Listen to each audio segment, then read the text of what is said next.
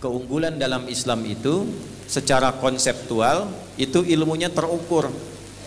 Di Islam tuh keunggulannya setiap ada keterangan tentang ajaran agama, baik itu akidah, ada 4 nih, catat ini ya baik-baik. Akidah, yang kedua ibadah, yang ketiga muamalah, yang keempat akhlak.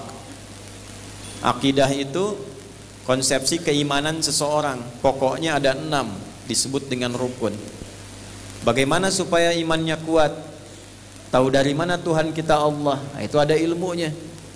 Karena itu habis sholat seringkali dipimpin fa'lam annahu la ilaha illallah. Itu Quran surah ke-47 di ayat ke-19. Maka cepatlah menguatkan keimananmu kepada Allah itu dengan ilmu. Fa itu harfu atfin rabitin baina syai'aini bila hudud. Paham? Tidak. Nah, huruf konjungsi menyambungkan hukum yang harus dilakukan dengan cepat tanpa jeda. Jadi ketika berislam cepat berilmu supaya keislamannya terawat. Kalau tidak ada ilmu nanti dikasih sarung pindah, kasih sembako pindah.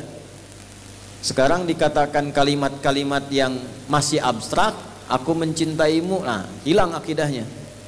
Makanya kata Nabi, ada orang yang paginya beriman, sorenya bisa hilang imannya. Yusbihu mu'mina wa yumsi kafira. Salah satu sebabnya kurang ilmu. Jadi ayat ini kalau diterjemahkan, maka kalau sudah berislam cepat isi dengan ilmu supaya mantap tauhidnya. La ilaha illallah. Kenal Allah dengan ilmunya. Kalau sudah kenal dengan ilmunya, maka dampak pertama ibadahnya khusyuk karena kenal Allah.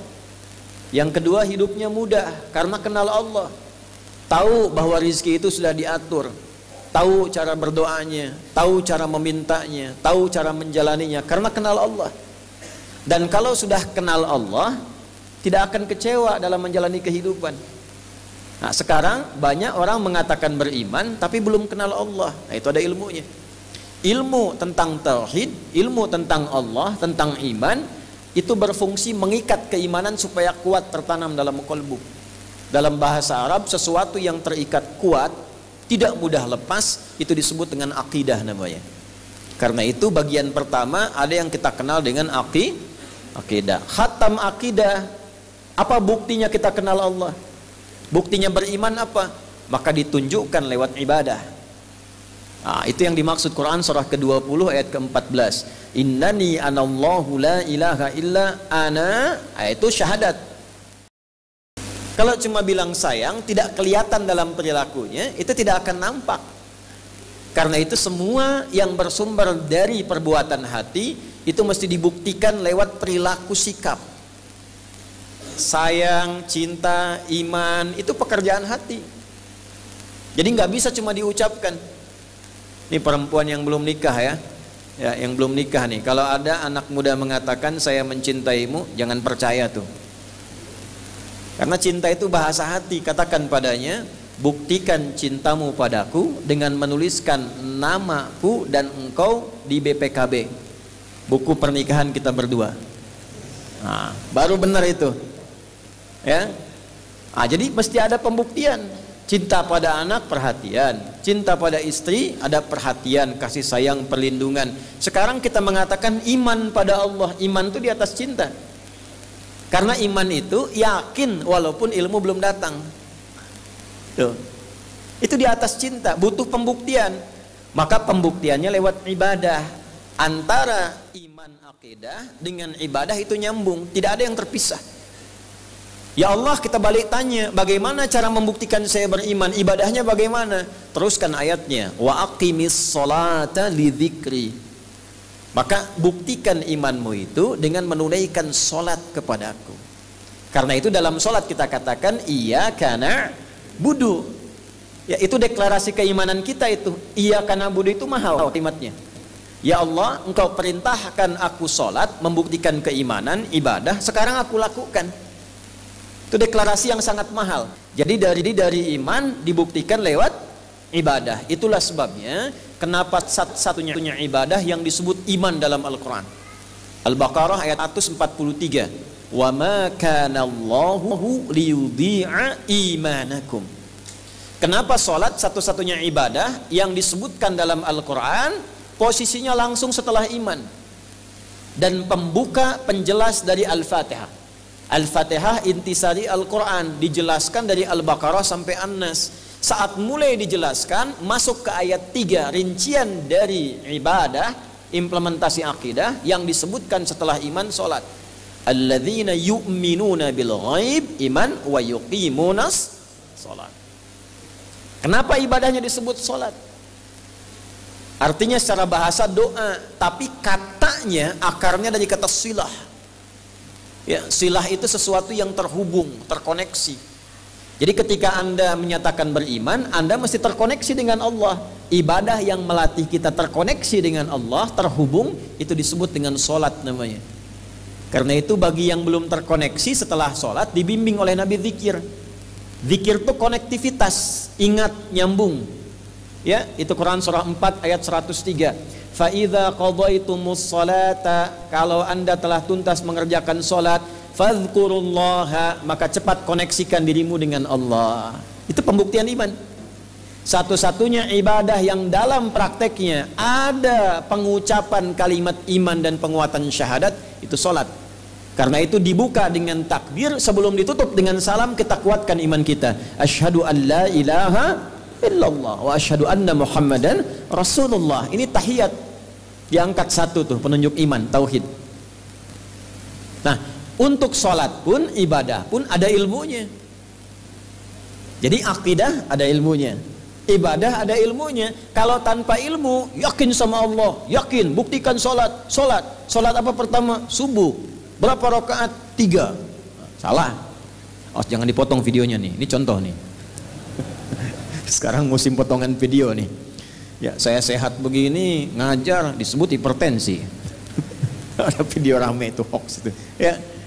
Balik sini. Jadi butuh ilmu. Di Islam itu komplit. Semua yang terkait dengan tuntunan ibadahnya, tuntunan akidahnya, itu ada ilmunya dan tersambung sanadnya ke Nabi. Bahkan dalam hal salat, ya, itu kata Nabi, "Shallu kama raaitumuni usolli." Salatlah kalian persis seperti melihat aku salat. Kita nggak pernah melihat Nabi dalam hidup, tapi ada orang pernah belajar dari Nabi, diajarkan pada setelahnya, diajarkan pada setelahnya, diajarkan pada setelahnya, sampai diterima oleh kita sekarang. Kitabnya ada, dalilnya ada, keterangannya ada, bukti orangnya ada, bisa dilacak lewat sejarah, biografinya ditemukan, situsnya sampai sekarang masih ditemukan. Cari agama manapun di muka bumi ini yang lengkap sampai ke titik itu, Anda tidak akan temukan kecuali di Islam. Lengkap. Nah, itulah urutannya yang disebut dengan sanad. Jadi antara akidah dengan ibadah nyambung. Bagaimana seseorang itu dipandang sukses dalam ibadahnya? Maka ukurannya di muamalah. Turun Quran surah ke-29 ayat 45. Utlu ma uhya ilaika minal kitab wa aqimis shalah. Salat. Bagaimana ciri orang salat yang sukses? Innas salata tanha 'anil fahsya wal munkar. Nah, itu muamalah. Kata Allah, kalau engkau sudah ngaji, paham, akidah sudah benar, praktekkan dalam sholat ibadah, buktikan benar sholat muamalah. Apa diantara cirinya? Engkau pasti akan berperilaku baik kalau sholatmu benar. Sumber buruk itu cuma 2. Kalau ingin cari pengertian, cara cepatnya cari lawannya. Apa maksudnya malam? Kalau siangnya hilang. Lawan malam, siang. Apa seseorang itu disebut sebagai yang baik? Bila buruknya tidak ada. Kalau tidak ada buruk, pasti baik. Nah, buruk itu sumbernya cuma 2. Kalau bukan fahsya, sifat jelek yang bersumber, maaf ya, dari syahwat. Pornografi, porno aksi, LGBT, kata-kata jorok, kotor, itu fahsya. Jadi kalau sholatnya benar, itu nggak mungkin berkata-kata kotor. Tuh. Gak mungkin terlibat pornografi, porno aksi, LGBT kalau sholatnya benar. Anda bisa kebayang gak? Belum saya sebutkan, gimana bisa dibayangkan deh? Orang yang paling buruk perilakunya di muka bumi disebut jahiliyah. Zina itu semua jenisnya khatam. Kata-kata jorok itu khatam. Kok bisa dilatih sholat jadi orang paling sopan di muka bumi? Jadi orang paling sayang pada keluarga. Yang tadinya mencela jadi mencinta, yang tadinya memukul jadi merangkul, dilatih sholat. Nah sekarang tanya balik, kok bisa orang sekarang imannya sama, sholatnya rakaatnya sama, Qurannya sama, tapi hasilnya nggak sama? Yang salah apanya? Coba dicek. Ilmu tentang sholatnya mungkin itu yang berbeda, sehingga khusyuknya lain. Mungkar, keburukan yang diingkari hati, sumbernya nafsu perut dan akal. Korupsi, menipu, merampok, mencuri, membegal, menyogok. Nah itu ya, itu mungkar. Jadi mustahil ada orang sholat, mustahil nih kalau sholatnya benar itu bisa nyuri, itu mustahil. Mustahil ada orang sholat itu bisa nyogok, mustahil. Mustahil ada orang sholat senangnya berselisih, itu mustahil kalau sholatnya benar. Dulu pembegal sholat, begitu sholat itu tobat begalnya, pensiun. Ya, preman tobat itu sudah ada tuh zaman Nabi itu.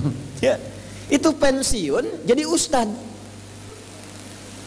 Ibu pernah dengar namanya Abu Dzar Al-Ghifari? Abu Dzar Al-Ghifari itu bu, nama aslinya Jundub bin Junadah. Berasal dari kampung Ghifar. Ghifar itu kenapa disebut Ghifar? Karena viral di masa itu, sekampung begal semua pak. Sekampung, bayangkan tuh. Ya, jadi kalau yang sekarang cuma 1, 2 komunitas geng-gengan, kalah sama jahiliyah tuh. Jangan bersaing, ini sekampung begal semua. Pimpinan begalnya namanya Jundub bin Junadah, masuk Islam, diajarin sholat, berubah. Jadi ustadz pulang ke Ghifar, ngajar, itu sekampung tobat semua. Yang tadinya begal jadi ahli hadis, sekampung tobat, datang ke Madinah, heboh Madinah, dag digdug. Langkah orang-orang yang berubah dari pembegal menjadi orang-orang yang mulia di hadapan Allah.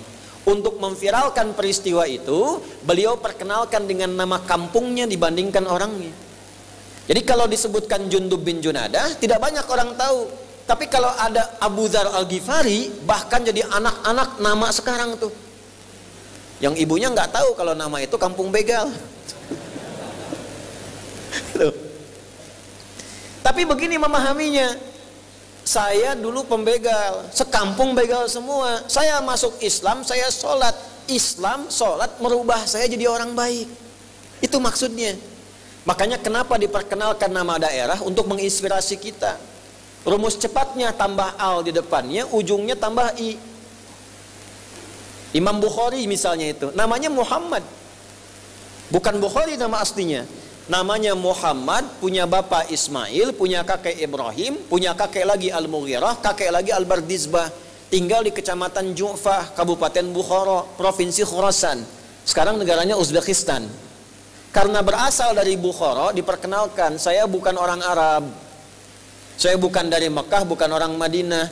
Saya orang Bukhara, ana al-Bukhari, pakai alif lam ujungnya i, untuk menginspirasi. Islam itu tidak hanya dikhususkan bagi orang Arab.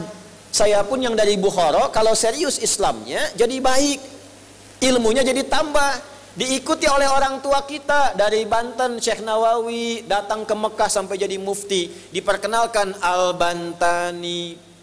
Syekh Yasin dari Padang, Al-Padangi. Syekh Abdul Somad yang dulu dari Palembang, Al-Palembangi. Syekh Abad Khatib, Al-Minangkabawi. Syekh Mahfud, At-Termasi. Ya? Jadi Anda kalau nanti pengen ngikuti itu, berangkat langsung ke Mekah dari Kiara Condong, Pak Asep Al-Kiara Condongi. Nah boleh, terserah lah pokoknya mah gitu ya. Nah itu ada konstruksi ilmunya di Islam itu, nggak sembarangan, jadi butuh ilmu. Nah jadi kalau orang itu beriman mengatakan saya muslim, bagus, sholat deh.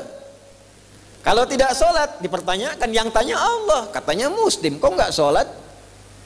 Nah, itu nanti jadi obrolan penghuni surga itu.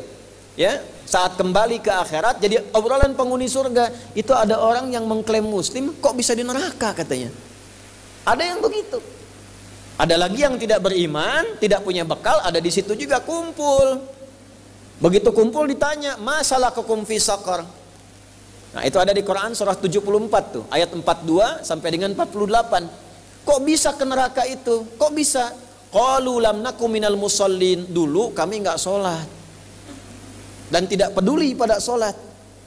Nah, sholat itu pembuktian iman. Jadi ada orang yang kelak mengaku muslim, ini kalau nggak disebutkan siapa dan kapan, ini menunjukkan perbuatan itu akan terjadi lagi di setiap masa dengan tokoh yang berbeda, tapi intinya sama. Ada nggak yang sekarang ngaku Islam tapi nggak sholat? Terbukti kan? Kita doakan. Doakan, awas, sepanjang hidup dia masih punya hak menjadi soleh. Cara menilainya begitu, bukan menghujat. Doakan supaya dapat hidayah. Islam itu indah. Nanti yang tiga ini nyambung. Iman, akidah, ibadah, pembuktiannya lewat muamalah, sifat hiasannya disebut akhlak. Akhlak memang bagus. Tidak pernah korupsi, gitu kan? Tidak pernah nyogok, gak pernah mencuri, ya. Tapi kata-katanya kurang lembut. Jadi imam, woi rapat-rapat tuh, nggak bisa rapat tuh, udah gede masih nggak rapat aja tuh, jenggot aja panjang, rapat enggak, ya kan nggak enak. Perintahnya jelas tapi nggak enak. Nah itu kurang yang keempat, namanya akhlak. Gimana bicara pada orang tua, bagaimana bicara pada senior, bagaimana menyayangi yang junior, bagaimana berinteraksi dengan tetangga, itulah bukti kita beriman, beribadah, bermuamalah dan berakhlak. Al-Quran isinya 6.236 ayat, 114 surah, 30 juz, kurang lebih ada 52.000 kata di dalamnya. Isinya semua menguatkan 4 hal ini dalam kehidupan supaya sukses dunia, sukses akhirat. Dituntunlah isinya, penjelasannya oleh hadis-hadis Nabi. Dijelaskan dalam praktek kehidupan supaya tidak bingung. Ayat ini maksudnya apa, prakteknya bagaimana. Ya, oleh karena itu yang paling lengkap berkehidupan memberikan contoh di antara sekian nabi hanya Nabi Muhammad sallallahu alaihi wasallam. Nabi Isa itu baik, ramah, sopan, bagus. Dalam praktek sosial bagus, tapi tidak bisa memberi contoh dalam rumah tangga karena nggak pernah nikah. Tidak bisa jadi contoh dalam hal militer karena nggak pernah terlibat dalam praktek militer. Nabi Muhammad lengkap. Jadi panglima iya, jadi suami iya, jadi anak iya. Coba silahkan dicek. Jadi bapak iya, jadi kakek iya, jadi tetangga iya. Ya, semuanya ada. Karena itu disebut oleh Quran, laqad kana lakum fi rasulillahi uswatun hasanah. Enggak ada yang bisa dijadikan contoh secara lengkap kecuali sosok yang mulia ini. Quran surah 33 ayat 21. Sekarang pertanyaan besarnya, bagaimana cara kita mempelajari, mengkaji dan mencontoh itu? Dari mana mulainya? Supaya minimal bisa mendekati orang-orang yang pernah belajar dengan Nabi, kurikulumnya sampai sekarang masih sama, nilainya sama, dan dijamin langsung oleh Allah. Siapapun yang mengikuti petunjuk ini, zaman apapun, dalam keadaan apapun, pasti dia akan sukses dan bahagia. Ini gak cukup dengan amin, Pak Amin sudah ada nih, Kasdam nih. Nah, kita harus mulai. Itu lintas generasi. Jangan Anda katakan zaman Nabi saja, tidak. Semua orang yang ikut pedoman itu di setiap masa sukses. Kalau Anda penuntut ilmu, terhebat di zamannya. Kalau Anda pebisnis, tersukses di masanya, sampai ke tingkat paling tinggi di sifat apapun. Nah, maka para ulama merumuskan, ini ayatnya, ini hadisnya. Bikin tema. Imam Al-Bukhari bikin tema namanya Al-Jami'. Al-Jami' As-Sahih Al-Musnad Al-Mukhtasar min umuri Rasulillah sallallahu alaihi wasallam wa sunanihi wa ayyamihi. Kurang lebih disebutkan 7.000 hadis. Cuman karena kepanjangan, nyingkatnya susah, disingkatlah Sahih Al-Bukhari. 97 topik Badul Wahyi, topik iman, topik ilmu, ada topik niaga, Kitabul Buyu', sampai ke ujungnya diberikan subtopiknya, ini ayatnya, ini hadisnya, ini ayatnya, ini hadisnya. Tinggal Anda keluarkan saja. Anda sebagai apa? Mahasiswa, buka Kitabul Ilmi, keluarkan. Cara ngatur belajar bagaimana? Cepat paham seperti apa? Kapan waktunya membaca? Kapan waktunya mengkaji?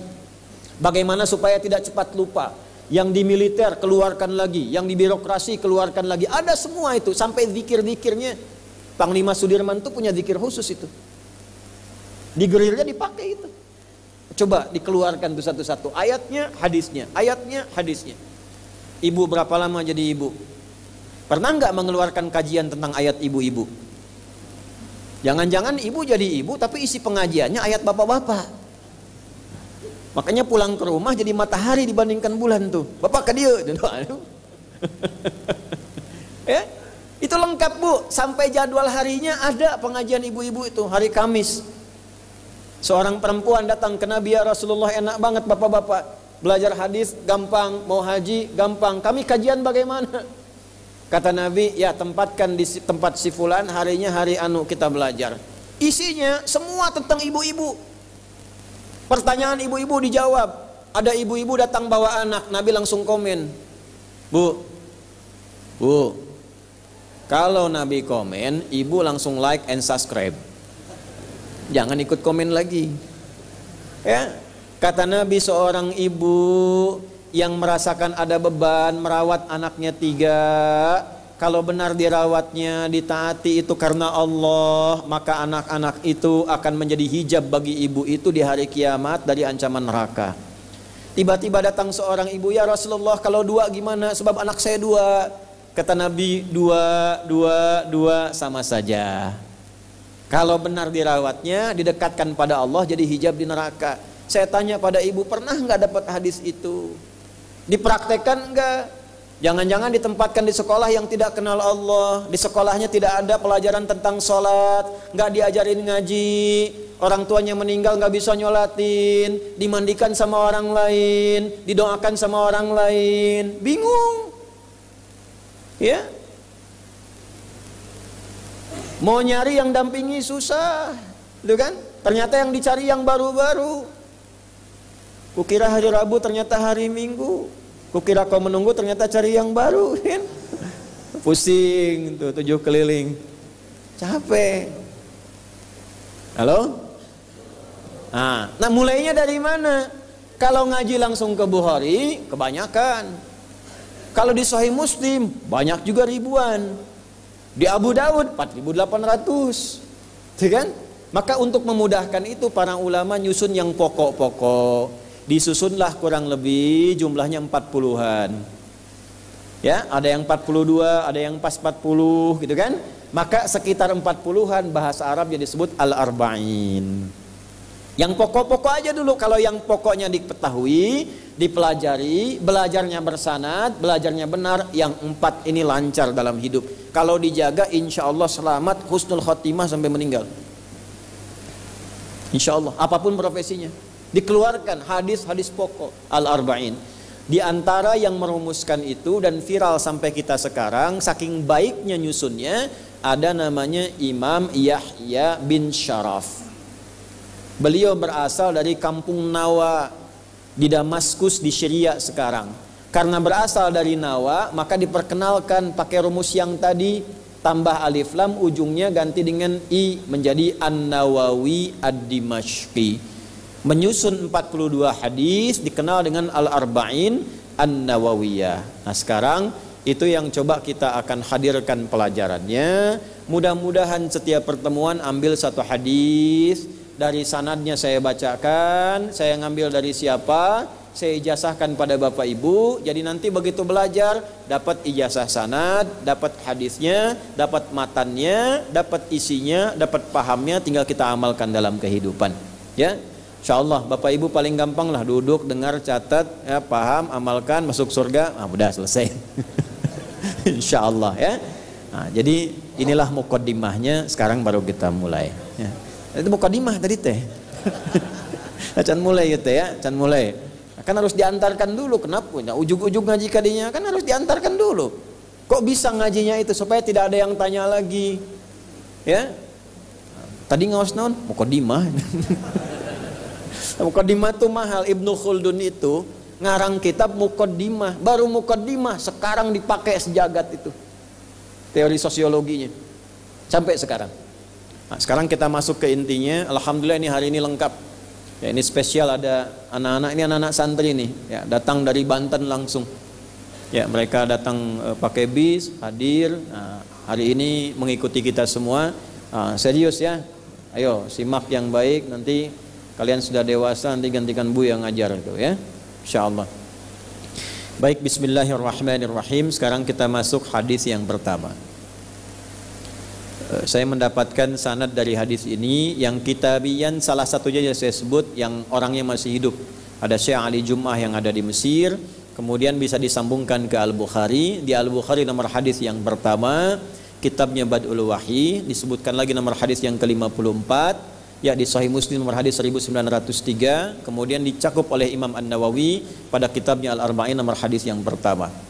Ya, di sanad Al-Bukhari saya sebutkan dulu sanadnya.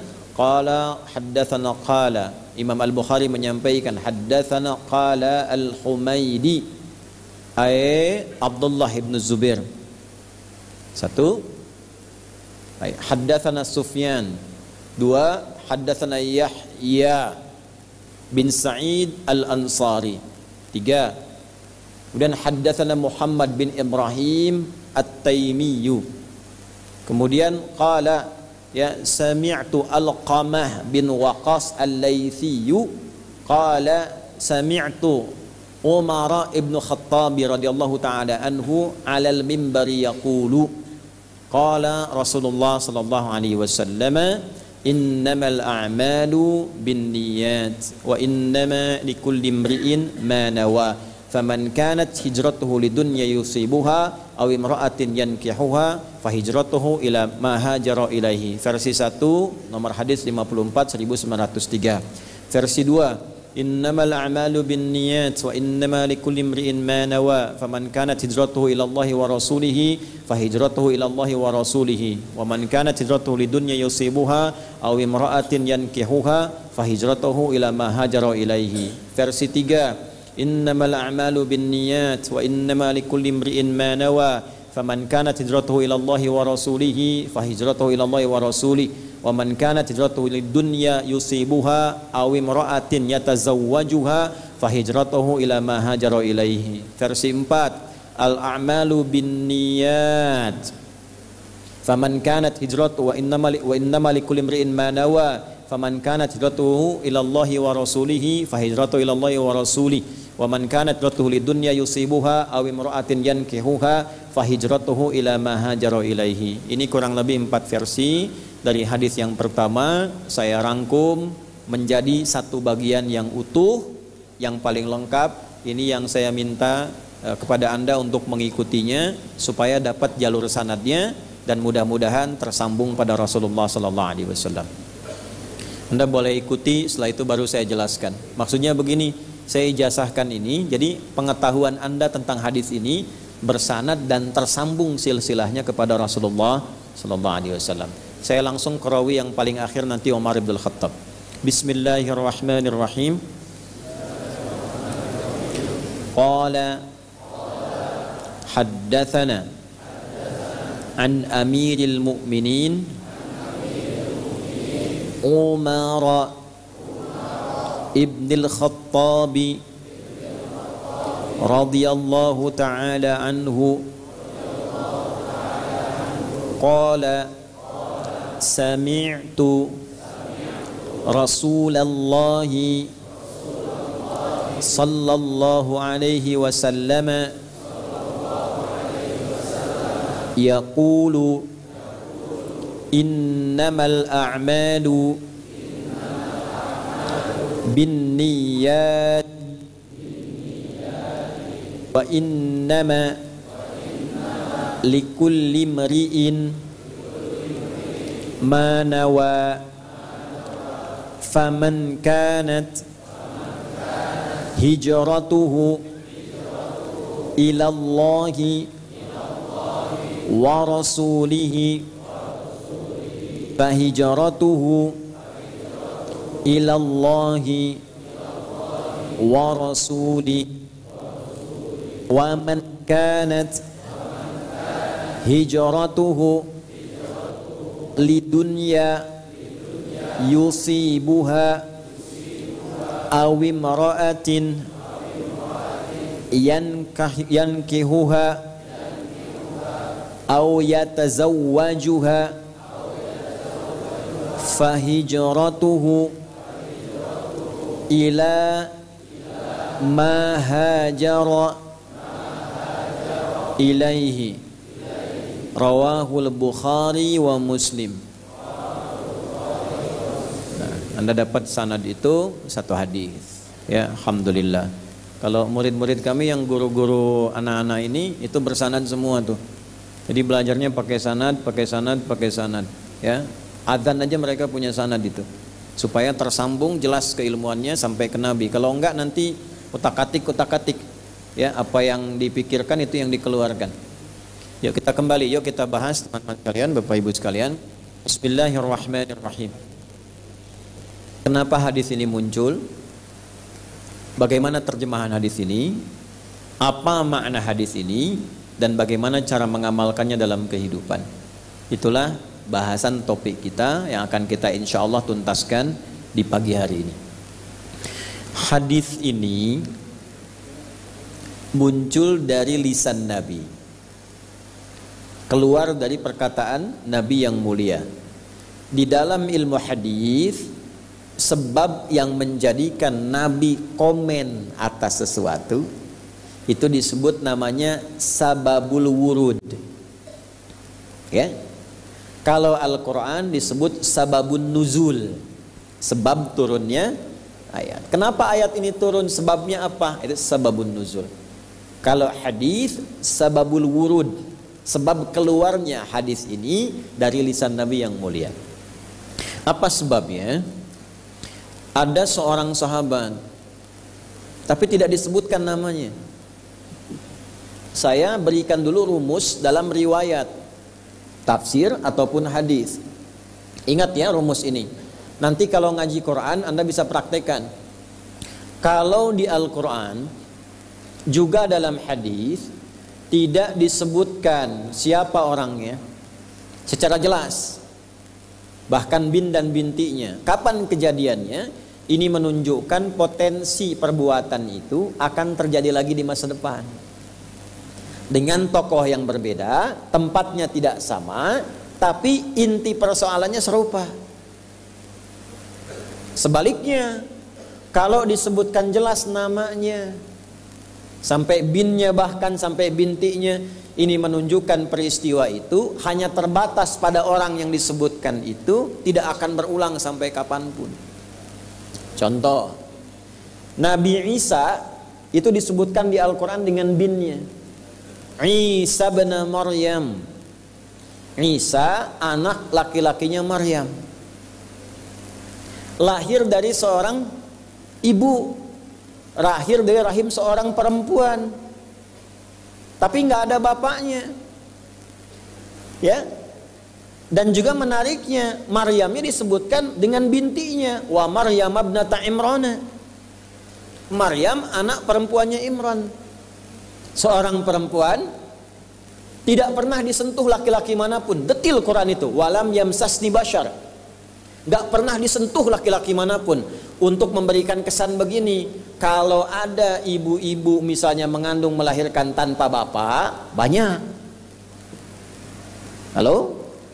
Banyak yang tanpa bapak mah. Tapi yang gak pernah disentuh laki-laki manapun cuman Maryam binti Imran. Itulah sebabnya kenapa disebutkan bintinya dan bapaknya, supaya besok-besok gak ada yang ngaku-ngaku Maryam. Abi oge Maryam ti Cimahi. Binti naon ayo kan?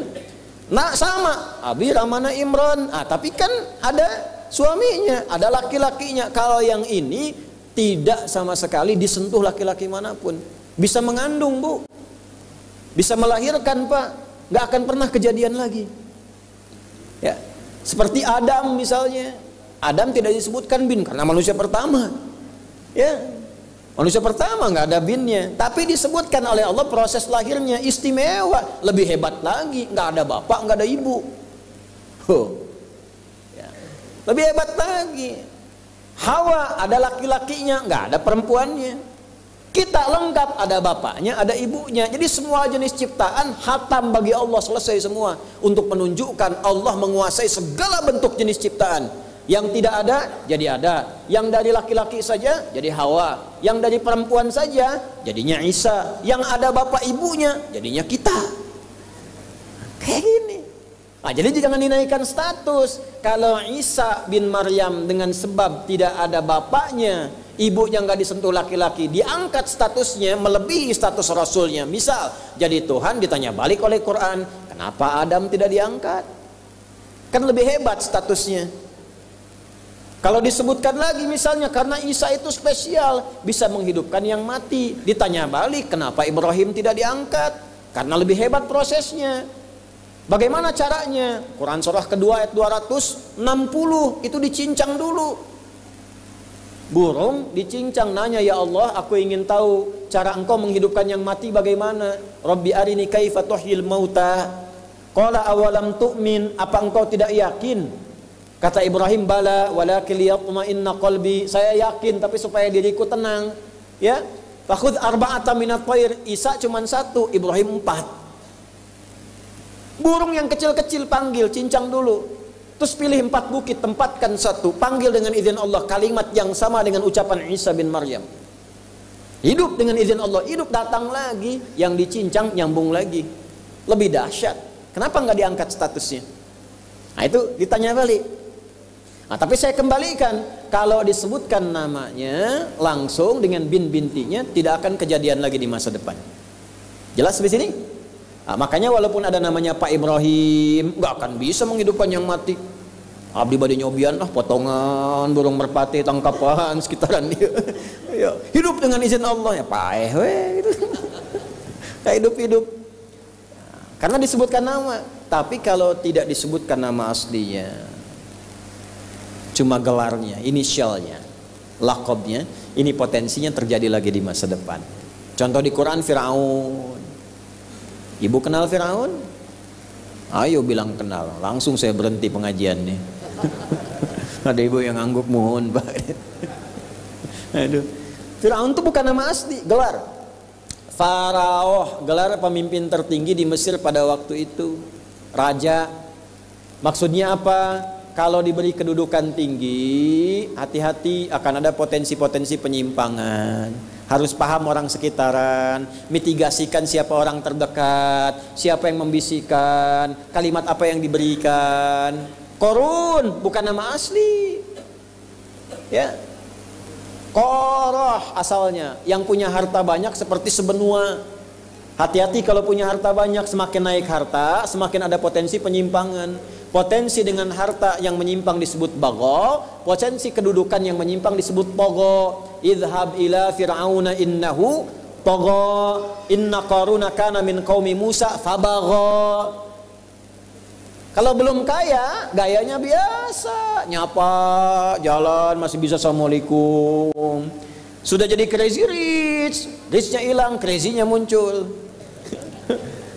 Udah pamer, flexing, macam-macam, potensi penyimpangan bisa terjadi. Balik lagi, terapkan rumus ini kepada hadis tadi. Ada seorang sahabat jatuh cinta pada seorang perempuan. Nah, jatuh cinta ini akan terjadi dimanapun, termasuk jamaah-jamaah ini nih. Hati-hati bu tuh, ya, jatuh cinta. Nah, perempuan yang ditaksir ini namanya Ummul Qais. Kata Ummul Qais, nah ini panduan bu, bagus. Kalau kamu mencintaiku, ikut hijrah, ikut Nabi. Ah, mahal itu bu. Ini standar. Kalau ibu bapak cari menantu, standar yang pertama, ini jarang dibahas di hadis ini. Cari yang pertama itu ukurannya, standar imannya yang dekat dengan Allah dan Rasulnya. Fadfar bidatid dini taribat yadah. Kalau pilihan pertama ini lekat pada imannya, akhlaknya, kemuliaannya, pasti rumah tangganya bahagia dan beruntung. Kenapa? Karena asbabnya umumnya orang cari 2 hal. Maaf, kalau bukan materi, harta, kedudukan latar belakang, atau tambahan dari fisikal, itu wajar. Pilih gantengnya, gitu kan? Tegapnya, cakepnya, dompetnya, nah itu biasa. Yang perempuan cantiknya, anggunnya. Cuma kalau berumah tangga ukurannya semua material, fisikal, nggak akan langgeng. Cantik memudar, begitu cantiknya pudar, nah, pindah ke yang lain. Materi bisa berkurang, begitu berkurang, cari yang lain. Alih-alih sayang pada suami, perhatian pada suami orang. Alih-alih cinta pada istri, mulai beralih pada cinta pada istri orang lain. Maka apa yang menjaga itu? Agama. Nah ini Ummul Qais ini ngasih syarat, saya mau hijrah, kalau cinta ikut hijrah. Boleh bapak terapkan. Anak bapak perempuan yang naksir 3 orang datang ke rumah, tanya, nama siapa adik? Ya, saya Torik pak. Coba baca surat At-Torik. Baca. Alhamdulillah, bagus, masuk list 1, ya kan? Adik siapa? Mulai gemeteran gitu kan? Saya Ibrahim pak. Baca Ibrahim, surat Ibrahim, surat 14, lancar gitu kan? Yang ketiga, coba baca gitu kan? Waduh, gak lebih repot lagi karena panjang. Abdi Yusuf pak, cuman panggilan sehari-hari kulhu. Apa-apa sekarang mulai marak tuh, mau nikah hafal Ar-Rahman dulu gitu kan? Walaupun namanya Asep, hafalannya Ar-Rahman. Nggak apa-apa itu buat ngejaga. Cek, lihat sholatnya, lihat agamanya. Apalagi musim-musim seperti sekarang, ya, yang kadang-kadang untuk nikah masuk Islam hanya sekedar masuk buat nikah. Cek kepastiannya. Nah ini yang pertama, ini jarang dibahas nih kajian 1 ini. Maka lelaki ini memutuskan karena saking cintanya ikut hijrah. Pelajaran kedua, cinta itu kadang-kadang awas membutakan pikiran. Maka ditimbang. Jangan sampai nekat karena cinta orang tua dilanggar. Hati-hati itu. Diukur dulu, ini ukuran ikutnya benar enggak? Hijrahnya dengan siapa? Dengan Nabi Muhammad SAW. Oh pasti benar, pasti baik, pasti bagus, ya kan? Tapi tiba-tiba anak ibu perempuan ikut laki-laki, nggak jelas ikutnya kemana, tinggalkan orang tuanya. Kita hijrah, bukan hijrah itu mah diculik. Hati-hati ya, nggak ada kawin lari itu, capek. Di mana-mana kawin tuh duduk diam, ya. Penghulu kawin lari, capek. Gimana bisa lari itu sambil nikah sambil lari? Ya. Jangan sampai dilanggar. Yang rawat bapaknya, yang rawat ibunya, uangnya habis, taat pada ibunya nggak ada, pada bapaknya tertinggal. Kok tiba-tiba bisa taat pada orang baru dikenal, akad aja belum? Awas, hati-hati. Dulu, kalau mau nikah itu laki-laki datang, ketemu bapaknya. Setelah ditanya semua macam-macam, nanti diberikan 40 hari waktu. Ini mematangkan diri, yang perempuan diajarkan oleh ibunya. Dalam masa menunggu itu si perempuan dikasih daun pacar. Kalau sekarang hina itu. Nah proses menunggu itu disebut pacaran namanya. Ya, proses menunggu disebut pacaran karena si perempuan dikasih daun pacar, menunggu 40 hari sampai matang, diajarin sama ibunya. Ya kayak pami jadi istri kieu, ini teh masak teh pada kieu, suami teh kieu. Dari awal diajarin, yang laki-laki mematangkan diri. Dari mencari nafkah diajarkan jadi suami yang baik, ngaji yang benar. Begitu nikah dari dulu, coba lihat orang tua dulu. Kalau nikah teh awet, karena dipakai. Sekarang konsepnya berubah. Yang disebut pacaran teh naik beca berdua, seakan-akan beca milik berdua, tukang beca nggak ada, lewat sampai maung di situ hilang 1 tuh. Ustadz kenapa belum kajian di Istiqomah? Saya tuh bingung, pas lewat saya bilang maungnya kan tadinya 4 tuh, ya tinggal 3. Lewat lagi tinggal 2, ini kemana itu maung T2 di situ tuh? Alhamdulillah sekarang jadi 4 lagi tuh, udah balik. Nah itu. Nah sekarang kita kembali. Jadi setelah memutuskan ikut hijrah, berangkatlah ke Yathrib, kelak jadi Al-Madinah Al-Munawwarah, ya. Ini merasa ada yang nggak lengkap. Saya takut hijrah saya ini hukumnya salah. Karena motivasinya untuk mengejar Ummul Qais. Nah, apa ini pesan moralnya? Salah satunya sebelum masuk ke hadisnya. Pesan moralnya boleh jadi juga ada yang ingin hijrah. Hijrah itu kan nggak harus pindah tempat. Hijrah itu asalnya berpindah keadaan dari yang kurang baik jadi baik, dari yang belum dekat dengan Allah jadi dekat dengan Allah. Tidak harus pindah tempat, kecuali kalau di tempat itu tidak bisa mendekatkan diri kepada Allah. Di tempatnya mau sholat susah, hijrah. Tapi kalau di tempat itu yang ke masjid banyak, yang ngaji banyak, cuman Anda yang belum ke masjid, Anda ingin hijrah, nggak usah pindah tempat, pindah kebiasaan. Ini rumah Masjid Al-Ikhlas, tetangga masjid. jarak cuma 2 meter, speakernya ke arah rumah begini. Belum sempat ke masjid juga, tiba-tiba terfikir, kenapa saya belum mau ke masjid? Tiba-tiba berubah. Ah, itulah hijrah. Jelas? Tidak harus pindah tempat, bisa di pekerjaan. Ya, di pekerjaan Anda sulit untuk bisa menunaikan sholat. Mohon maaf, mau sholat susah, apalagi mau ngaji. Ya, sedangkan rezeki Allah sudah atur, pasti diberi. Catat tuh konsep itu. Ya, tolong tanamkan pada jiwa kita. Kita itu rukun iman ada 6. 1 sampai 5 sering lulus, yang ke-6 sering gagal. 6 tuh kodo dan kodar. Di antara kodo dan kodar itu rizki. Rizki kita itu diatur, pasti diberikan kalau mau bergerak. Jadi prinsipnya kerja dimanapun rizki pasti datang. Ya, jadi kenapa harus memilih tempat pekerjaan yang menjauhkan seseorang dari Allah? Sok pilih mana?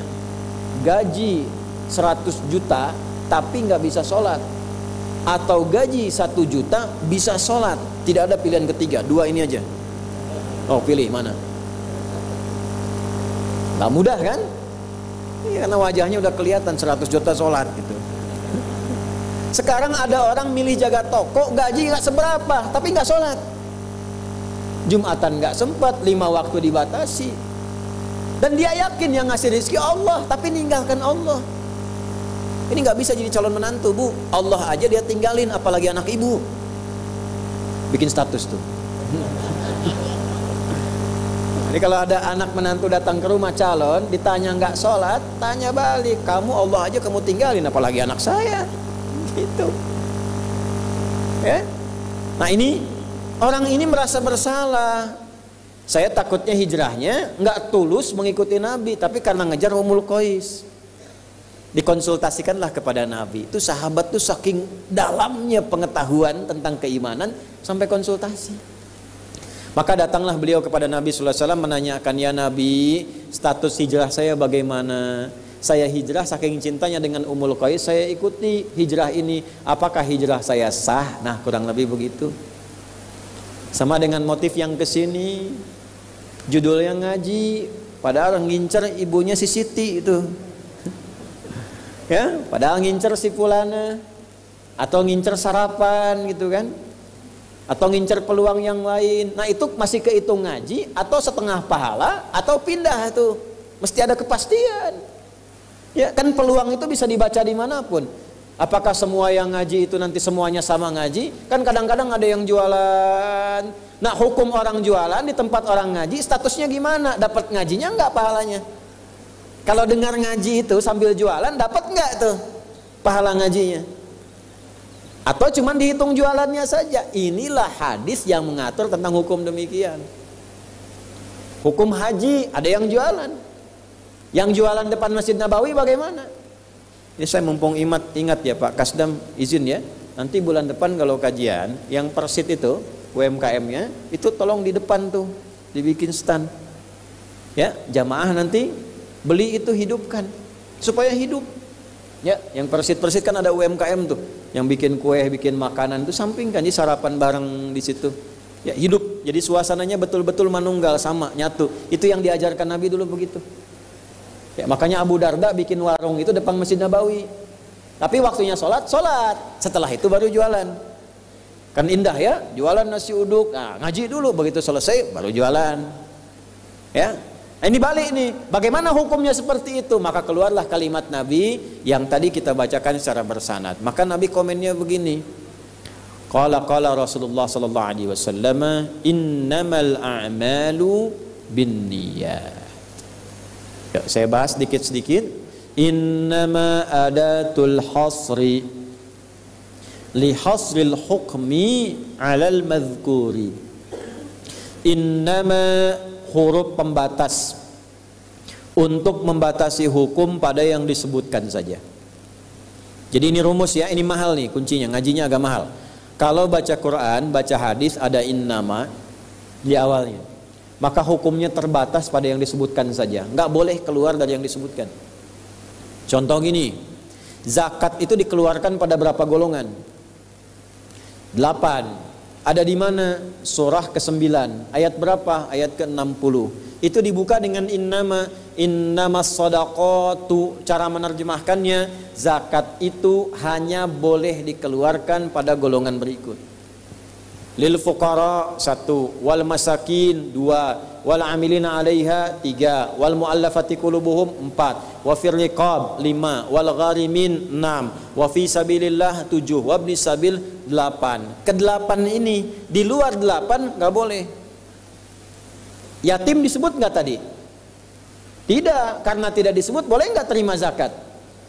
Belum tentu. Kalau yatimnya fakir boleh, yatimnya miskin boleh. Bill Gates punya anak yatim, terima zakat enggak? Enggak, bapaknya orang kaya, ya kan? Tapi kalau punya sifat yang tadi boleh diberikan. Tapi infak boleh terima. Infak itu tidak harus uang. Teman Anda kaya, orang paling kaya sekota Bandung, muslim, meninggal bapaknya, yatim anaknya, sahabat Anda, tidak dikasih zakat, tapi infak boleh. Tahu anak itu senang mainan, ada robot-robotan, belikan itu sebagai infak penyambung persahabatan dengan bapaknya. Ada di mana ayatnya? Quran surah 2, ayat berapa? 215. Bagaimana bunyinya? Yas'alunaka madza yunfiqun. Mereka konsultasi pada Muhammad, kalau mau infak bagaimana? Qul ma anfaqtum min khair. Katakan kalau mau infak cari yang terbaik. Untuk 5 golongan, 1 lil walidain, orang tua, 2 wal aqrabin kerabat, 3 wal yatama, masuk di sini anak yatim, 4 wal masakin, orang miskin, 5 wabnis sabil, dalam perjalanan sulit. Paham sampai sini?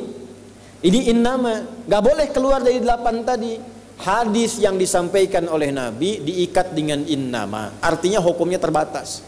Innamal a'malu, semua perilaku, perbuatan itu, baik Anda hijrah atau Anda makan, Anda minum, Anda kerja, Anda nulis, apapun pekerjaan Anda, mau di militer, di birokrasi, mau ngajar, termasuk ustadz yang ceramah, kiai yang berfatwa, habib yang mengajar, semua perbuatan itu dihukumi benar tidaknya, berpahala tidaknya, jadi ibadah atau rutinitas bin niat, bergantung pada niatnya.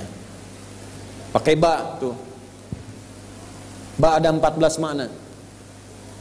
Kitabnya apa? Mughnil Labib an Kutubil Arif. Pengarangnya siapa? Ibnu Hisham Al-Ansari. Ibu kalau lihat huruf ba bu di Quran, ba itu semua maknanya sampai akhir bisa beda-beda. Bismillahirrahmanirrahim, ada ba. Ya, alhamdulillah. Ibu mau bersin tidak bersin beda tuh maknanya. Wamsahu biruusikum, ba-nya beda. Ada sababiyah, ada ilsaq, ada musahabah, ada ghayah dan seterusnya. Ya, ada tahdid, ada istighraq. Wamsahu biruusikum, kalau wudu usaplah kepalamu, ba-nya 3. 1 istighraq, semua depan ke belakang. Kalau tidak ada sakit. Atau at-tahdid, ya, at-tab'id ma at-tahdid, sebagian tapi terbatas sampai ubun-ubun. 3, at-tahdid, at-tab'id min duni tahdid, sebagian tanpa batasan. Ibu mau wudu di tempat agak terbuka, jangan buka jilbab, ambil air usapkan ke bagian kepala. Fungsi ba di situ. Makanya baknya mahal, Bu. Ada orang Indonesia dapat S3, dapat doktor dari huruf ba ini. Ba dapat doktor tuh. Tuh yang belum S3 tuh, masih ada ta, fa, jim sampai ya tuh. Silakan. Nah, ini ba di sini bin niat. Apa di sini? Ba-nya fungsinya apa? Ini ba fungsinya ba pengikat. Awas, hati-hati. Semua amal itu akan diikat dengan niatnya. Dengan niat itulah diberikan oleh Allah 2 hal. 1, berpahala atau tidak. Jadi investasi akhirat atau tidak. Yang kedua, kesungguhan kita untuk mencapai itu. Jadi bapak ibu ini punya pekerjaan nih, ya. Serius tidaknya tergantung motivasi niatnya. Kalau bapak niat bakal serius, kalau nggak niat gak akan serius. Anda jadi tentara nih, kalau niat betul jadi tentara akan sungguh-sungguh. Kalau nggak niat ya biasa-biasa saja, ada tugas kerjakan, nggak ada santai. Anda kuliah kalau niatnya benar, sungguh-sungguh belajarnya. Duduk paling depan, dengarkan dengan baik, catat, nggak paham nanya. Makanya masuk dengan keluar beda. Masuk belum paham, keluar sudah paham. Ini duduk, masuk kelas, duduk di kursi barisan belakang, duduk di kelas, bangku deretan belakang, gitu kan, di dalam kelas penuh dengan obrolan, dengan pikirin, nggak pernah nanya, pulang, mau ujian, minggu tenang jadi minggu gelisah, pinjam catatan teman. Nah itu belum niat, nggak niat tuh kuliahnya. Ya, kalau mau niat tuh sungguh-sungguh, pasti serius. Jadi semua pekerjaan itu akan jadi tercapai hasilnya kalau sungguh-sungguh, kalau serius. Serius. Ya, jadi kalau melamar sekali ditolak, kedua kali terus, 3 kali, 4 kali. Ya. Kalau tidak ada di tempat itu, cari tempat lain. Ada seorang pemain biola tingkat tinggi, itu biolanya saja harganya puluhan miliar. Kalau sekali konser, itu tarifnya, tarif konser biola itu bisa di atas 1-2 miliar. Tiba-tiba dia coba iseng ngamen di pinggir jalan. Ya, jadi kalau kita di kereta di New York gitu, itu ada stasiun, di situ suka ada yang ngamen-ngamen itu. Iseng beliau ngamen, gak ada yang tahu kalau itu pemain biola termahal di dunia. Begitu memainkan musiknya, bagus musiknya, yang dikasih cuma recehan. Sekian sen, dapatnya berapa? Ya cuma sekian dolar, 4-5 dolar aja. Padahal ini kalau manggung tarifnya bisa 2 miliar. Tapi analisis komentarnya sangat luar biasa. Ternyata manusia itu, perhatikan, kalau ingin sukses harus pandai menempatkan diri. Dia dihargai murah itu karena di tempat yang memang tidak mengetahui siapa dia. Ketika dia menempatkan diri pada tempatnya, maka berharga nilainya di hadapan Allah.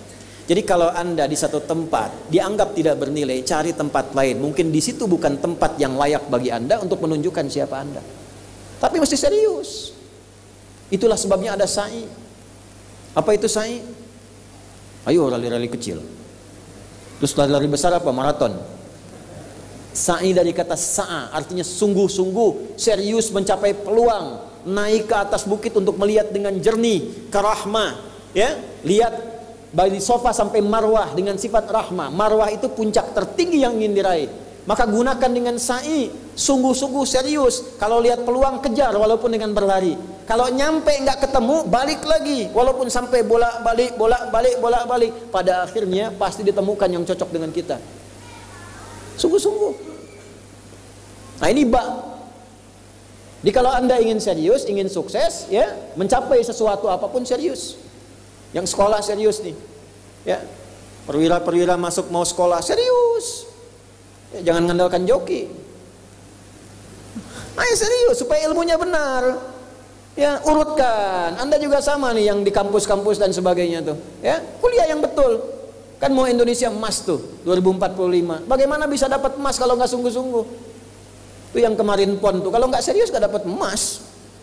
Ayo sungguh-sungguh dari sekarang tuh, ya. Terulang siklus 100 tahunan. Sekarang 2024, tarik mundur 100 tahun ke belakang. 1924 itu masa-masanya pondasi. 1901 ada politik etis namanya. Belanda didesak untuk memberikan satu kontribusi positif bagi masyarakat Nusantara kala itu. Maka dibukalah pintu beasiswa keluar sampai belajar sampai ke Belanda.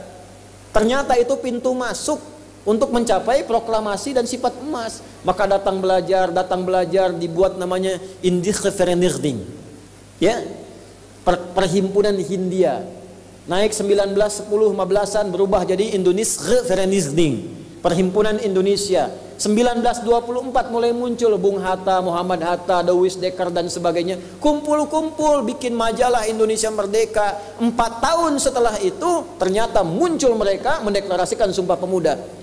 Ya, 1928 itu di bulan yang sama sekarang Oktober.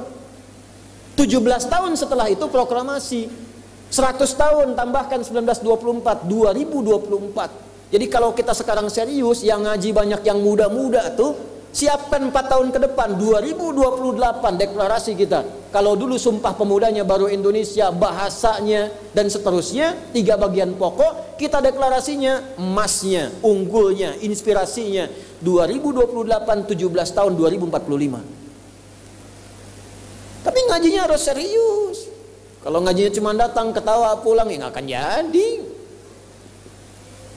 Halo, nah bareng ngong kita. Itu. Ya, simpulnya kita pakai. Nah, yang kedua begini, kalau cuman pakai yang pertama, yang belum beriman pun dapat itu. Terus faedahnya kita beriman apa? Ya, gini ya. Ini ada yang belum beriman, non muslim. Kerja serius. Anda sudah beriman, kerja serius juga, sama-sama serius, dua-duanya sukses. Lalu manfaat imannya apa? Tuh. Ini untuk menjawab pertanyaan begini, Pak abdi teh muslim. Nah, non muslim teh tiasa sukses, kaya, abdi teh kaya. Saya sholat tapi nggak kaya-kaya. Nah, itu pertanyaan yang salah. Supaya kaya itu penyebabnya bukan sholat, tapi serius, sungguh-sungguh. Kalau sungguh-sungguh kerja, sukses. Sungguh-sungguh belajar, sukses. Sholat itu, nah ini mendampingi kesuksesan dengan keberkahan. Kalau ingin berkah, sholat. Ingin nyaman, sholat. Sholat mendesain kesuksesan itu melahirkan falah, kebahagiaan yang mendamaikan. Makanya falah dalam bahasa Inggris definisinya success and happiness. Sukses dan bahagia. Balik ke sini, ke hadis tadi.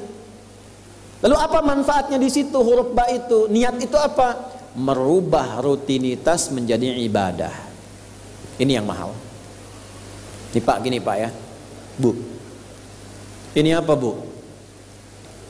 Gelas. Isinya air. Fungsi air itu menghilangkan haus. Caranya minum. Tiap hari kita itu minum. Sesuatu yang dilakukan terus-menerus namanya rutin. Disifati jadi rutinitas. Minum itu rutinitas. Tidak minum bahaya buat ginjal. Minum kita. Tapi yang kedua begini, gimana caranya rutinitas itu jadi ibadah? Tuh, minum tapi jadi ibadah. Apa fungsinya ibadah? Supaya dapat bekal. Bekal buat apa? Bekal buat pindah. Pindah kemana? Pindah ke alam baru ketika meninggalkan dunia. Ini konsepnya nih. Saya ingatkan betul ya. Yang kedua ini yang paling penting, paling serius. Biasanya setan itu kalau sudah masuk bab ini, itu dia beraksi sekuat tenaga.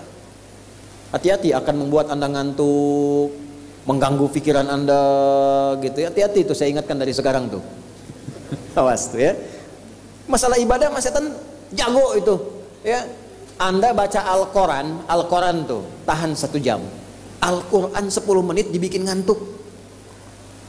Urusan ibadah mas setan juara lah di situ tuh buat menggoda ya. Ya balik sini, lihat baik-baik. Siapa yang akan hidup selamanya di dunia? Ayo angkat tangan.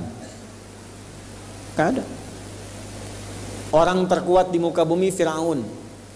Jaringannya luas, tentaranya banyak, hartanya melimpah, supportnya tinggi. Tapi Firaunnya tewas juga. Selesai. Nah, artinya apa? Kita akan meninggalkan ini karena kehidupannya sementara. Karena itu bagi orang yang sudah meninggalkan dunia, disebut diumumkan telah meninggal dunia. Nah kita punya iman, kalau meninggal pindah kemana? Kan ditanya.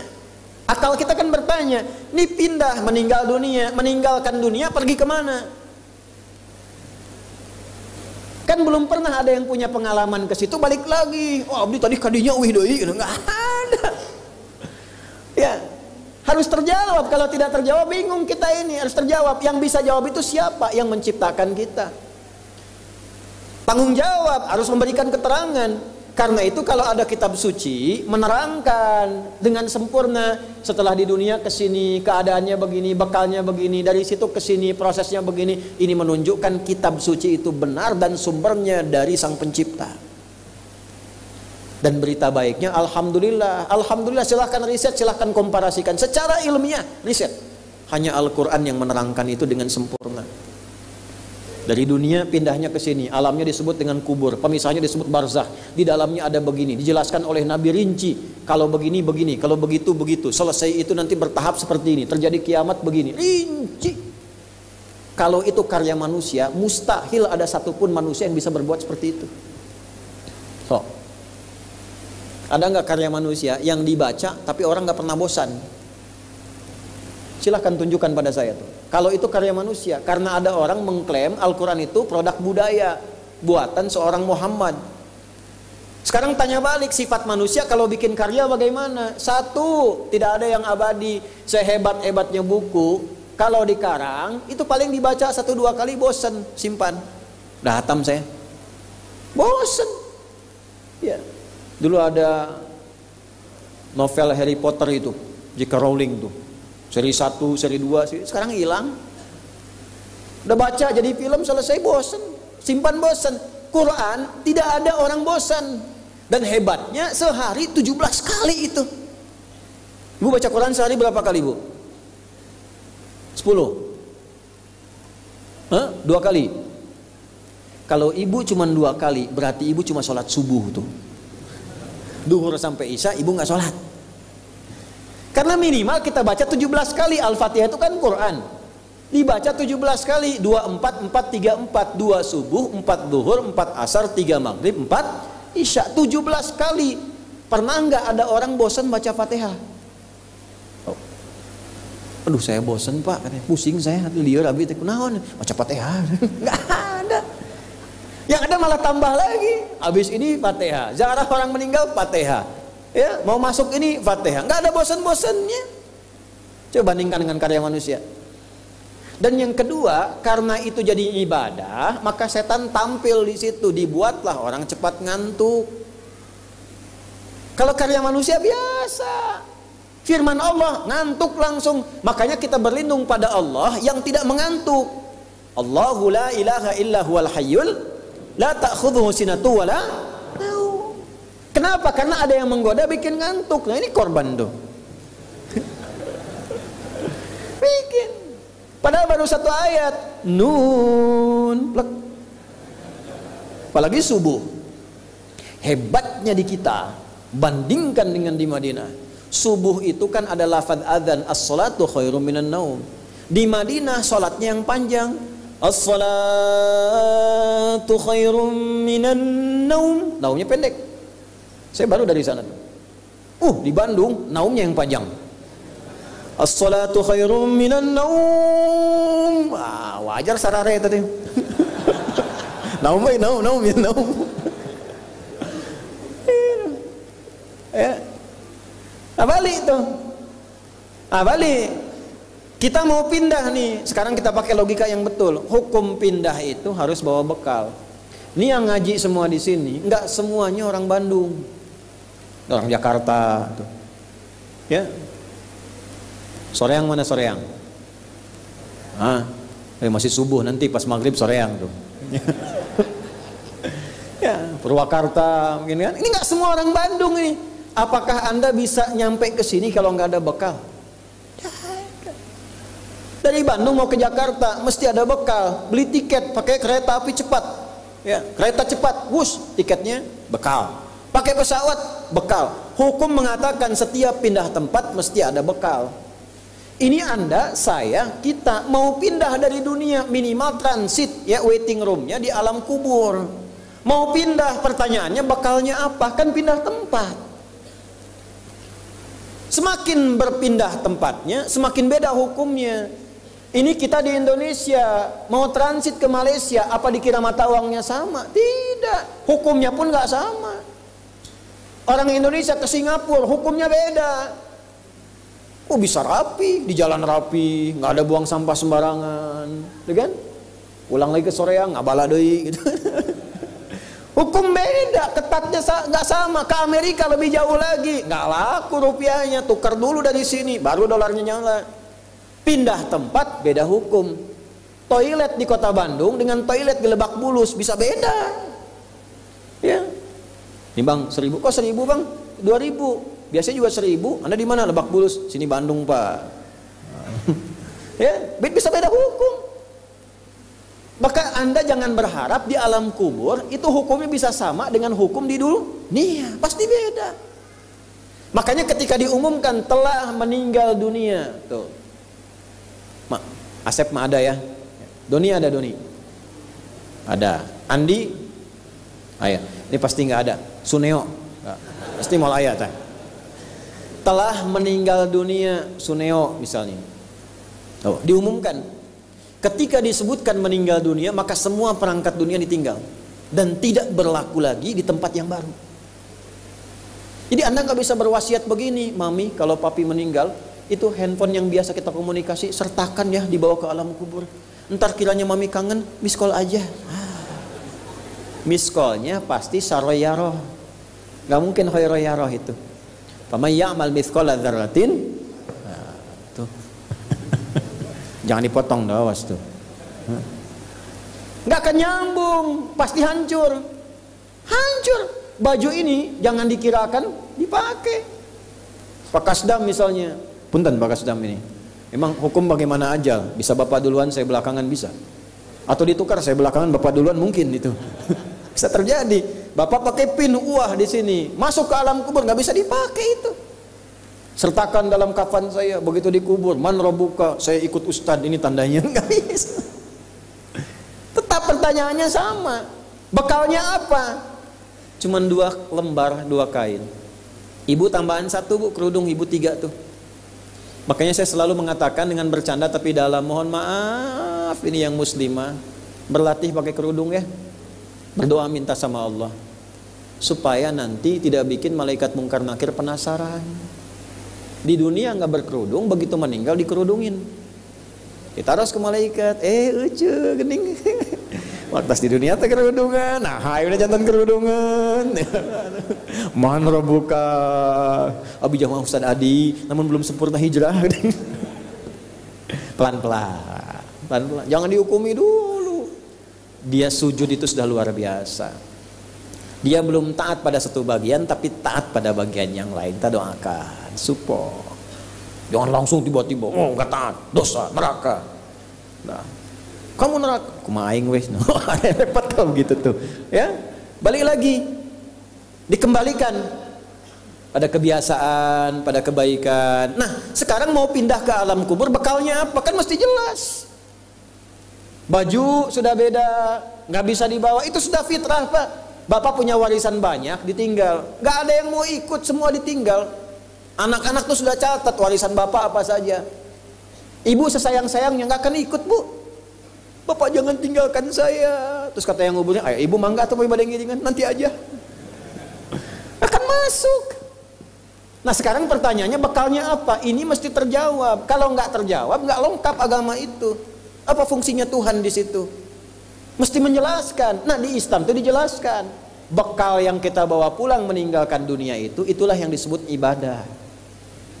Itu. Setiap dikerjakan ada poin ditulis. Poin itulah nama bekalnya. Namanya ajrun namanya. Lahum ajrun ghairu mamnun. Yang kita sebut dengan pahala.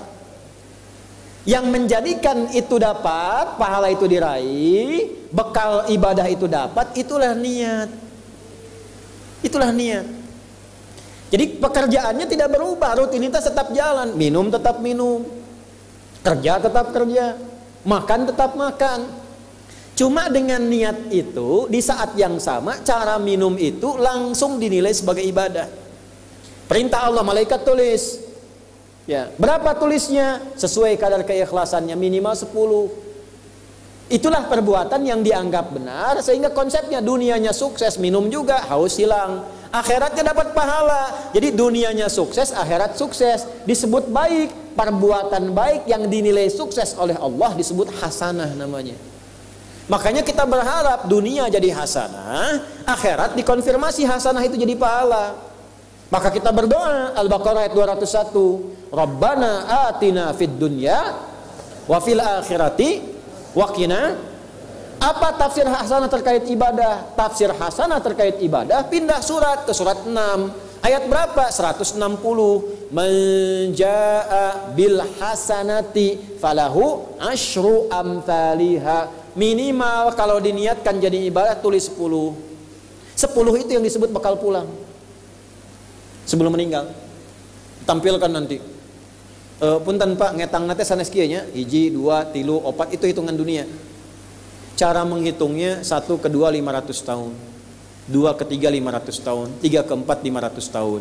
Nanti semua itu diakumulasi, ditampilkanlah surga yang sesuai dengan pahala kita. Kapan ditampakkannya? Saat sakaratul maut, sebelum meninggal. Sifat ibadahnya disebut, sifat orang yang rajin ibadah disebut abdun, jamaknya ibadun. Ketika mau meninggal ditampakkan, karena ditampakkan tenang dia. Nyawanya tenang, jiwanya nyaman. Sifat jiwa yang dilatih ibadah saat latihan disebut tumakninah.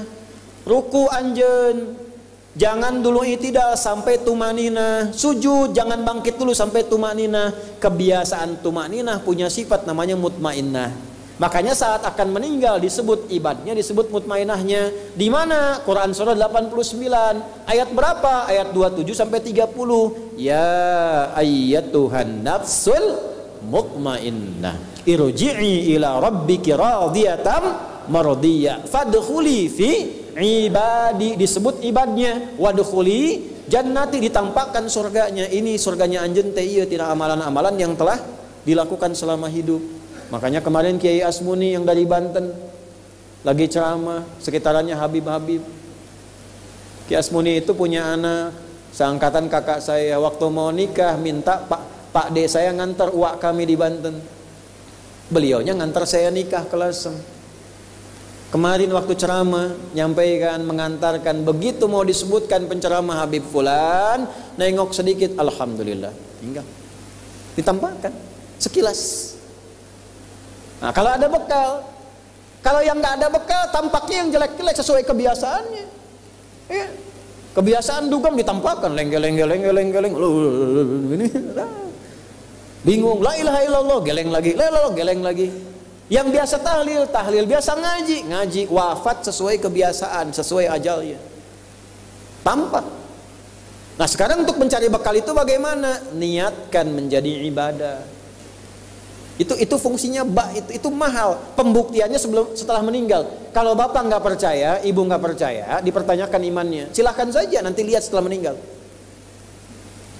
Ya, cara merubahnya bagaimana? Nanti ada 3 bagian. Karena itu kata Imam Syafi'i, hadis ini sepertiga ilmu.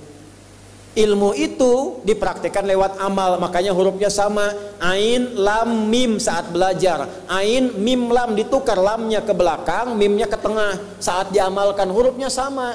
Orang yang mengerjakan itu ain pakai alif, lam dan mim, alimun. Tempatnya alamun, tanda-tanda orang itu kenal Allah. Maka dia pakai ilmu, ilmunya dia amalkan, hurufnya sama semua. Ilmun, amalun, alimun, alamun. Allah disebutnya apa? Rabbil alamin, jama' alhamdulillahi rabbil alamin. Jadi kalau kita pakai ilmu, gunakan. Begitu digunakan, tuliskan pahalanya.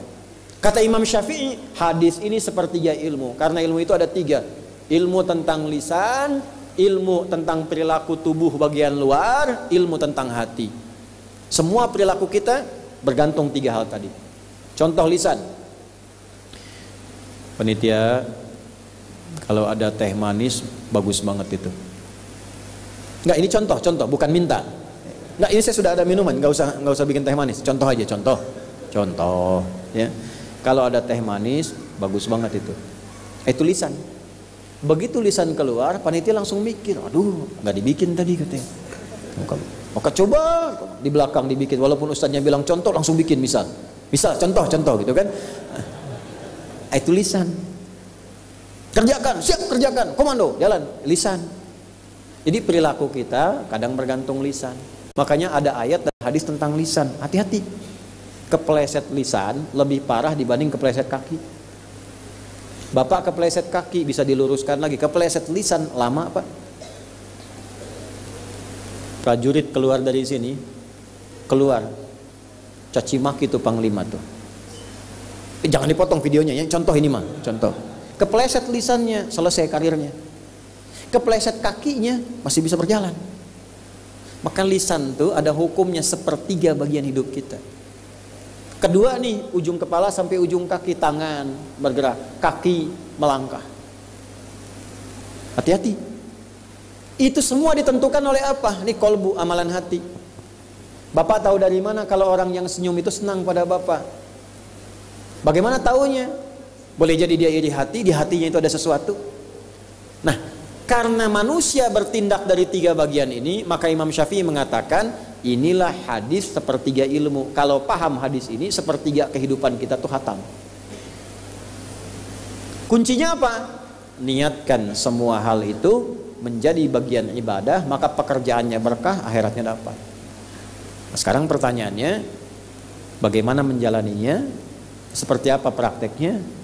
Tantangannya bagaimana? Nah, itu yang insya Allah kita akan bahas dalam pertemuan-pertemuan berikutnya. Ya. Nah, contoh gampangnya, nanti ada dari ribuan itu 4 hadis utama. 4 hadis utama ini, Bu, Pak, kalau ngaji sampai ribuan, waktunya banyak. Tapi kalau Anda ingin singkat dan khatam jadi muslim-muslimah yang baik, 4 hadis cukup. 4 hadis saja. Nanti 4 hadis ini bulan depan kita bahas. Ya, bulan depan. Ini kalau Bapak bahas 4 ini sepanjang hidup tuh. Tunggu sebulan lagi. Ya, insya Allah. Nah, jadi yang pertama pelajaran kita, 1, mohon pandai-pandai menata hidup, karena bagaimanapun kita pasti akan meninggal. Sebanyak-banyaknya harta, meninggal juga. Setinggi-tingginya pangkat, wafat juga. Sehebat-hebatnya ilmu, meninggal juga. Maka orang cerdas itu orang yang selalu menyiapkan bekal ke tempat yang akan ia tuju. Ketika meninggalkan dunia, kita mesti sadar dan paham bahwa tempat yang kita tuju hukumnya tidak sama dengan dunia. Maka pandai-pandai menyiapkan bekal. Kesimpulan kedua, ingat baik-baik kalimat ini, Allah menginginkan seluruh hambanya sukses dunia akhirat, bahagia dunia akhirat. Jadi nggak ada konsep begini, akhirat saja dunia ditinggal tuh nggak ada.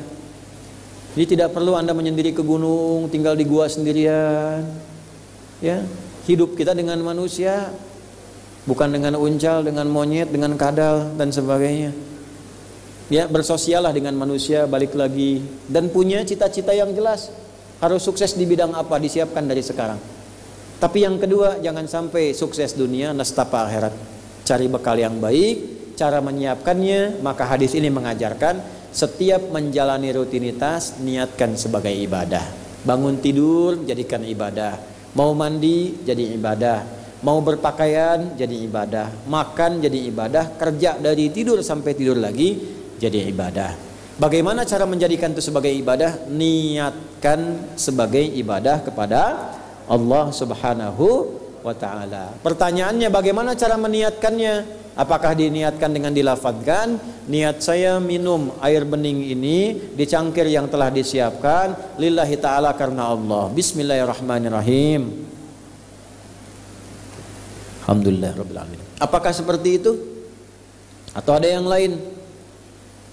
Kalau sholat bagaimana? Apakah saya niatkan? Niat saya menunaikan sholat subuh 2 rakaat menjadi makmum lillahi ta'ala. Kalau diterjemahkan bahasa Arab, usolli fardhu subhi raka'ataini makmuman lillahi ta'ala, mustaqbilal qiblati makmuman lillahi ta'ala. Apakah demikian atau cukup dalam hati? Seperti apa prakteknya?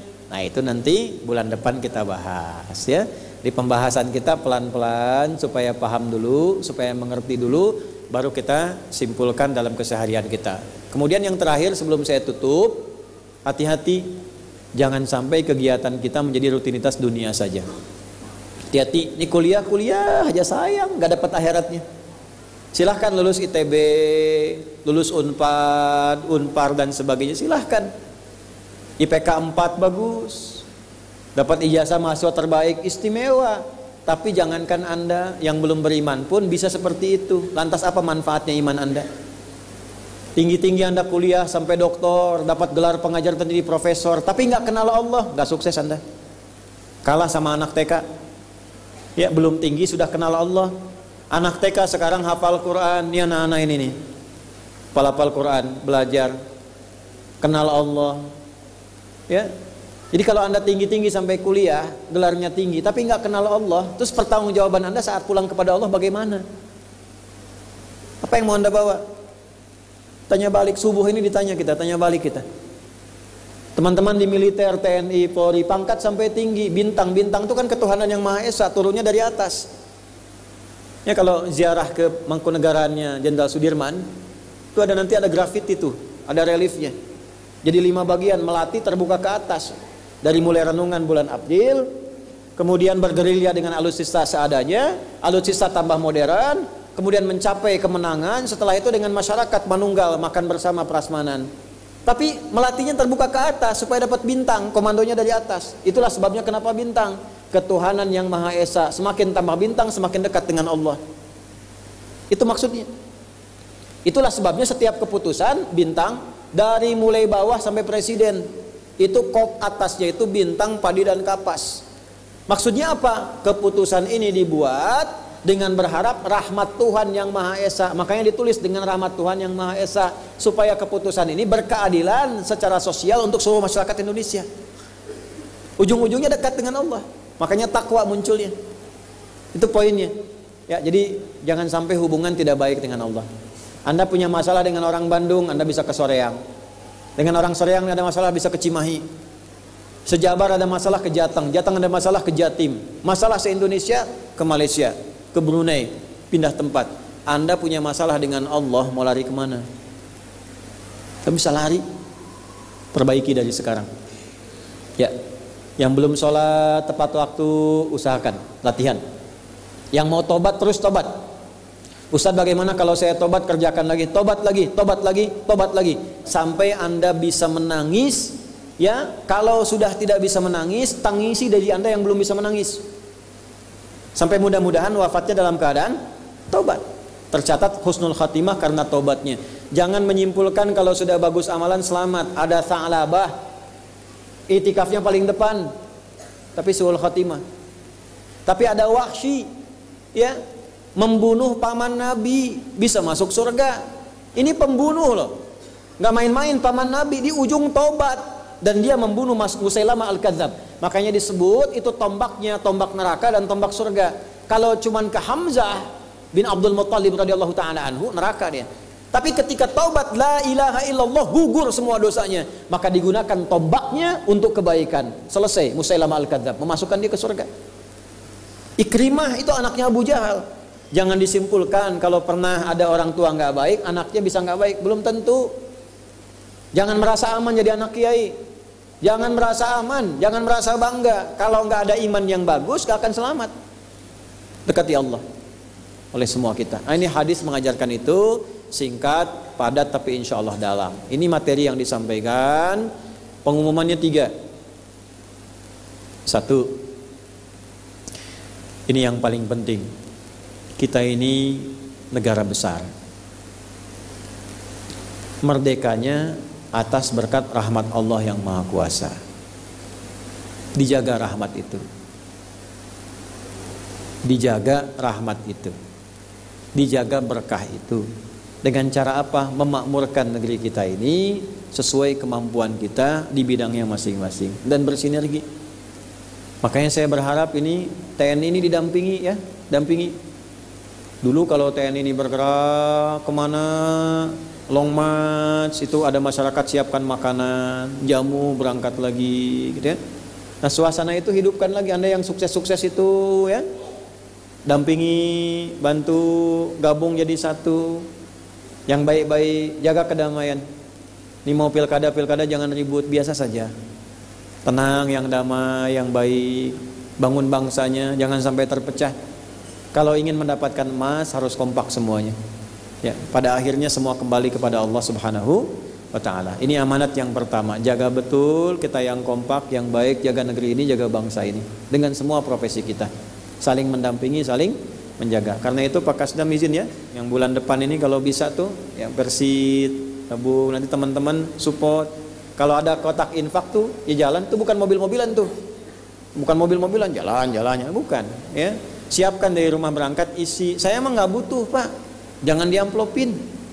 Saya kesini mau ngajar, bukan nyari amplop. Isinya juga enggak. Ya, balikin lagi supaya masjidnya hidup. Ya, satu saf tuh ya, satu saf atur tuh. Balikan ke masjid, ya, pakai buat proses kajian-kajian masjid ini supaya hidup, dijaga. Kalau bisa kolektifkan, marbotnya ditambah nanti. Saya nggak perlu. Ya. Kontrak saya sama Allah untuk ngajar. Jadi kalau Bapak Ibu ngundang, prinsip saya cuma 2. 1, waktunya ada. Yang kedua, sehat. Ibu Bapak gak usah mikirkan macam-macam. Gak usah sampai iuran bikin ini. Kalau ada orang ngundang saya terus bikin pamflet, infak sekian, iuran ini itu, pasti palsu. Gak ada seperti itu. Saya itu kalau ada, berangkat tiket pun beli sendiri. Berangkat sudah selesai. Allah pasti berikan kelengkapannya. Ini nggak usah Anda mikir-mikir. Kalau kajian-kajian tuh nggak usah nyiapkan amplop kayak itu, nggak usah. Ngisi aja. Insya Allah Allah sudah mudahkan. Ya, itu 1 tuh. Yang kedua, ini penting. Yo yang sudah S1 naik lagi. Insya Allah nanti ada beasiswa. Ya, yang S1 sudah selesai, ada S2 masih ada peluang tuh. Ke Timur Tengah. Ya, Timur Tengah. Yang sudah, ini ada 2 tipe nih. Untuk yang umum, misalnya nih, ya maaf ya. Yang umum di biologi, di kimia, di fisika, arsitektur, itu ada jurusan dibuka di luar sambil menghafal Quran. Ya, ada yang di Saudi, ada yang di Libya, ada yang di Mesir, ada yang macam-macam itu. Ada, sudah mulai dibuka. Itu jurusannya untuk S2. Ada yang bidang agama, kalau sudah lulus, ada peluang lagi nih. Ya, itu disiapkan. Nanti insya Allah dalam waktu dekat ada penerimaan lagi untuk yang S2. Ada peluangnya. Yang ketiga, ini anak-anak nih ya, nanti yang betul ya, yang serius ya. Ini anak-anak kita Bapak Ibu sekalian, tolong didoakan. Ada yang putra, ada yang putri. Mereka ini kami siapkan memang khusus untuk calon ulama. Jadi saya bikin pesantren, pertama diwakafkan supaya tidak ada kesan rebutan ke depan ini itu nggak ada. Wakaf lillah. Yang kedua nggak ada biaya, semua masuk dengan badan. Ujung kepala sampai ujung kaki, dari pakaian sampai sendal, sampai hijab, sampai macam-macam itu semua disiapkan. Khusus dibuat untuk mencetak ulama saja. Jadi dalam setahun cuma 40 diterima, tapi mewakili insya Allah seluruh Indonesia. Belajarnya sampai S3. Jadi selesai 6 tahun, berangkat ke Timur Tengah sampai S3, pakar di bidang masing-masing, pulang lagi. Nanti ngisi di tiap daerahnya masing-masing. Insya Allah nanti beberapa akan dibangunkan di daerah-daerah supaya tidak semua harus ke Banten. Insya Allah kita mulai dari Sumatera dulu nanti ya, Barat, Selatan, dan Utara. Ya itu insya Allah dalam waktu dekat akan dibuat cabangnya sehingga nanti setiap daerah sudah ada tempatnya masing-masing. Ya, nah diharapkan nanti ilmunya bersanad kembali lagi dan bisa bersinergi dengan kebutuhan-kebutuhan negara kita untuk ke depan. Saling mendoakan, mudah-mudahan Allah ridhai. Kita akhiri sama-sama dengan berdoa, mudah-mudahan doa kita diterima oleh Allah Subhanahu wa taala. Allahumma taqabbal minna innaka antas sami'ul 'alim wa tub 'alaina innaka antat tawwabur rahim. اللهم نحمدك حمدا كما علمتنا أن نحمدك ونشكرك شكرا كما علمتنا أن نشكرك أنت المقدم وأنت المؤخر بيدك الخير إنك على كل شيء قدير